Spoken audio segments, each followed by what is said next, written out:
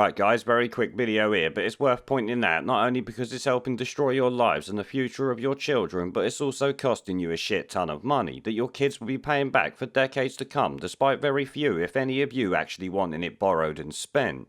Of course, I'm talking about the NHS's testing shit show alongside the Test and Trace app that at this point may become completely dead through people outright deleting it, as reports now suggest over 35% of adults have actually done just that. This, as you might remember, is up from 20% just a couple of days ago, with more people likely to do the same as time goes on and the media keeps reporting on it. Now, of course, it's not just the app itself, but the actual testing system as well. That is a complete problem and, let's be honest, an absolute shit show. Now, as most of you know, the government is doing a hell of a lot of tests, but what most don't know is the fact we're often doing more tests per day than the entirety of Europe. We do about 1.2 million tests a day, while Europe averages around 1.1 million. Yep, one little island with 67 million people does more testing than the whole of continental Europe, which contains something like 670 odd million people. Now this is obviously costing us a shit ton of money that could be better spent elsewhere, and if the past year is anything to go by, someone's mate is likely making a lot of money from this. Because as I sit here looking at the government's own website, I can see that in total 226,084,936 tests have been done, which has actually yielded this wanker's 5 million cases, which seems like a big difference in numbers to me. I don't know about you guys.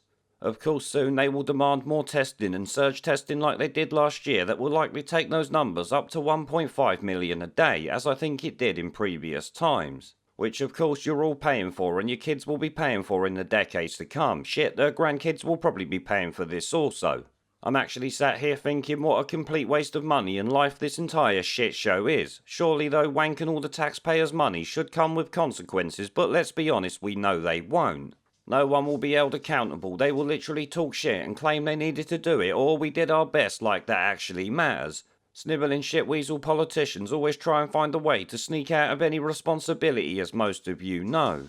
Now guys, thanks for watching, but before I go, remember to check out my website that is linked down below, along with my BitChute Odyssey and other social media platforms that I'm on. This is obviously the best way to keep in contact with me, especially if YouTube decides to shitcan me, which let's be honest is always possible. At this point we're only ever a couple of spicy words away from the gulag, as you all know.